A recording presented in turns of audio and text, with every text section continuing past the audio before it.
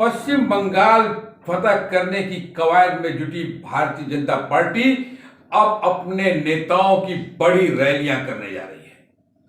प्रधानमंत्री नरेंद्र मोदी पश्चिम बंगाल में 20 रैलियों को संबोधित करेंगे। वहीं पार्टी अध्यक्ष जेपी नड्डा और केंद्रीय गृह मंत्री अमित शाह 50-50 रैलियों को संबोधित करेंगे। प्रधानमंत्री की पहली रैली रविवार को 7 मार्च को उस मैदान से होगी जिसे कहा जाता है कि जिसने यह ब्रिगेड फतह कर लिया उसने बंगाल फतह कर लिया। कल उसी ब्रिगेड मैदान में लेफ्ट फ्रंट और कांग्रेस ने एक बड़ी रैली की थी। इस रैली में जुटी भीड़ सभी के लिए एक सवाल छोड़ गई है और अब प्रधानमंत्री नरेंद्र मोदी 7 मार्च को कोलकाता के इसी ब्रिगेड मैदान में अपनी रैली करेंगे। इसके अलावा प्रधानमंत्री की 19 रैलियां और बंगाल में होंगी। ये रैलियां कहां होंगी अभी इसका स्थान तय नहीं हुआ है।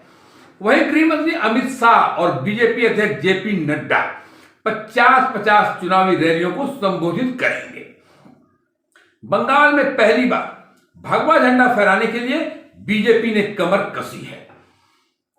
आज योगी आदित्यनाथ जो उत्तर प्रदेश के मुख्यमंत्री हैं मालदा में सभा कर रहे हैं, तो अब 7 मार्च को रविवार को प्रधानमंत्री कोलकाता के उस ब्रिगेड मैदान में रैली करने जा रहे हैं जिसे कहा जाता है कि जिसने ब्रिगेड फतह कर लिया उसने बंगाल फतह कर लिया।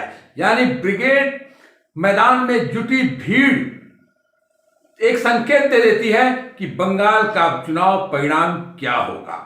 प्रधानमंत्री नरेंद्र मोदी उसी ब्रिगेड मैदान में 7 मार्च को रैली करने जा रहे हैं और इस रैली के जरिए भारतीय जनता पार्टी पूरे राज्य में अपना संदेश पहुंचाना चाहती है। बीजेपी के नेता और कार्यकर्ता इस रैली को सुपरहिट बनाने के काम में जुट गए हैं। बीजेपी का टारगेट ब्रिगेड ग्राउंड में करीब 10 लाख लोगों को लाने का है और इसके लिए वह डोर टू डोर कैंपेन चला रही है। बंगाल में यह कहावत है कि जिसका ब्रिगेड उसी का बंगाल।